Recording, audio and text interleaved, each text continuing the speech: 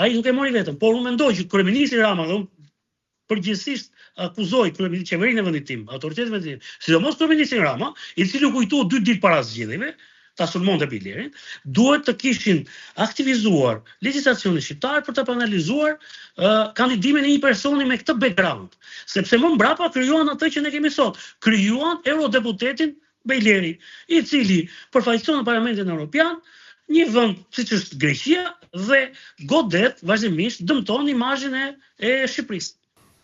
Tani përveç gjithë këtyre që thatë një përmbledhje, implikimin e Belerit në rastin e peshkëpisë, rastin e dhunimit të simboleve tona kombëtare, përfshirjen e vjedhjen e votave në Imar, për cilën edhe u dënua, ka ndihmuar shtetas shqiptar duke i greqizuar, por ke përmendur ose ke publikuar edhe një fakt tjetër që ka ndihmuar një person të dënuar që mos të ekstradohet në Shqipëri, edhe pse ishte personi që kishte paguar për vrasjen e dëshmorit tjetër të Adheut, shefin e policisë Artan Cuku.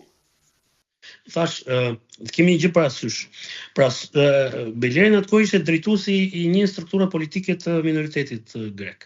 Pra, shumë veprime se nuk i thash, ai është maja e kësaj strukture, po kishte plot enturazhi i tij ka qenë poshtë, të jemi të qartë që si ka vepruar. Pra, nuk është në çdo rast që ka dalë personalisht ai.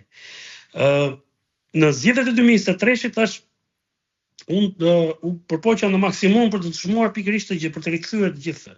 Por e pash që mënyra se si veprojnë autoritetet tona, edhe pse ai u dënua, në fakt bëri efektin e kundërt.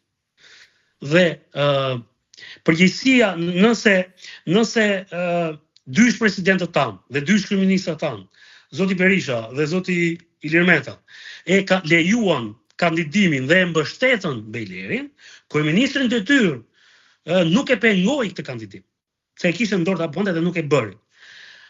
Më mbrapa, unë kam qenë procese penale gjatë kohës që ai ishte sepse thash, betejë me Belerin dhe avokatët e tij ka vazhduar, se tani ka dalë me një si them fabul të re, thotë, u shkuam në gjyq thoshte po i fshihej gjykimin. Në fakt, unë ishte në gjykim se ishte në burg.